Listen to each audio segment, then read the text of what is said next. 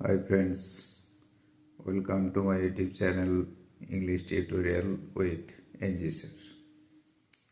আজকে একটা গ্রামাটিক্যাল সেকশনের উপর ভিডিও বানাতে চলেছি। এই ভিডিওটা ক্লাস 8, 9, 10, 11 মাধ্যমিক, উচ্চ মাধ্যমিক এবং চাকরি প্রার্থীর যে সমস্ত ক্যান্ডিডেটরা আছো তার প্রত্যেকের জন্য গুরুত্বপূর্ণ।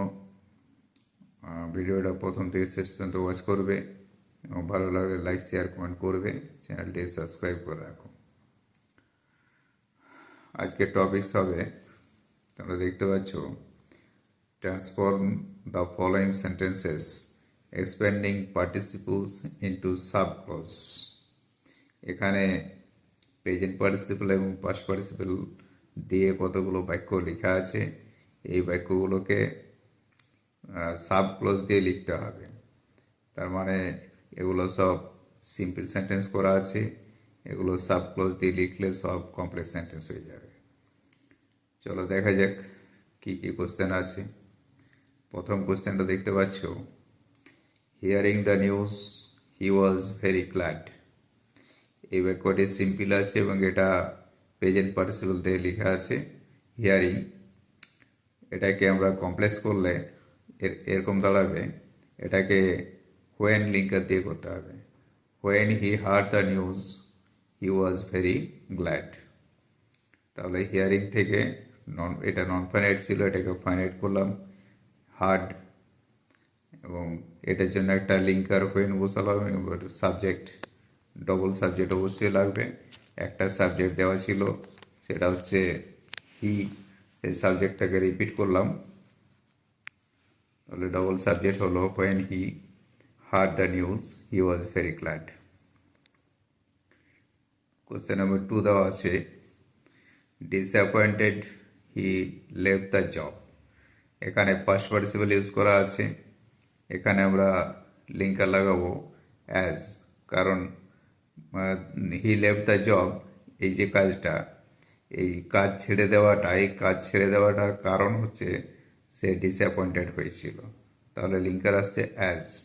আমরা লিখবো এইভাবে, as he was disappointed he left the job.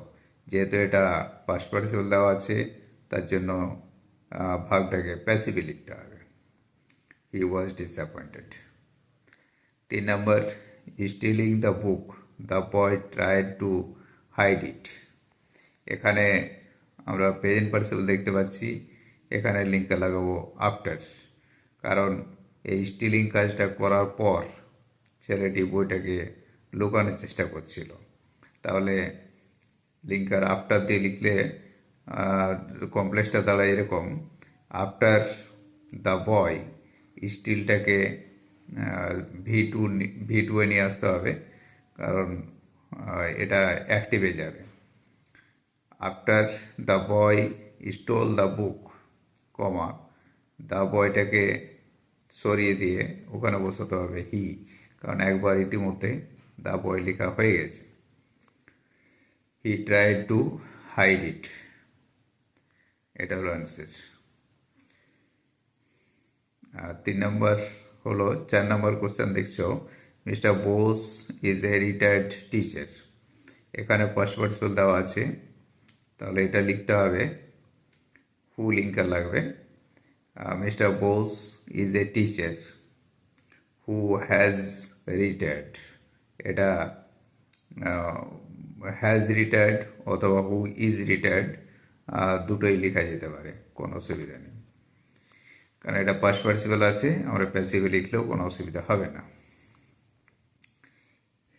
পরেরটা দেওয়া আছে, হি ফাউন্ড দ্য কি হিডেন ইন দ্য বক্স। এটা পাস্ট পার্টিসিপল আছে এবং কিটার জন্য আমরা লিঙ্কে লাগাবো দ্যাট অথবা হুইচ, এবং হিডেন এটা পাস্ট পার্টিসিপল আছে, তার জন্য এটা প্যাসিভ ফর্মে আসবে। He found the key which was hidden in the box অথবা that was hidden in the box. পরে question, people living in the glass houses ought not to throw stones. এটা living not finite দেওয়া আছে, তার মানে present participle. এই জায়গাটায় লিভিংটাকে finite করব। তা লিভিংকে ফাইনাইট করতে হলে যেহেতু এটা আইএনজি ফর্মে আছে মানে পেইন পার্টিসিপল, তাহলে অবশ্যই এটা অ্যাক্টিভ ফর্মে আসবে। তাহলে পিপলের জন্য লিঙ্কে লাগাবো people who live in the glass houses ought not to throw stones. এখানে হু আর লিভড বলা যাবে না, হু লিভ অ্যাক্টিভ ভয়েস আসবে। পরে question, broken glasses cannot be perfectly joined. তাহলে এখানে ব্রোকেন গ্লাসেস সেটা পাস্ট পার্টিসিপল দেওয়া আছে, তার জন্য ভাবটাকে প্যাসিভে আনতে হবে।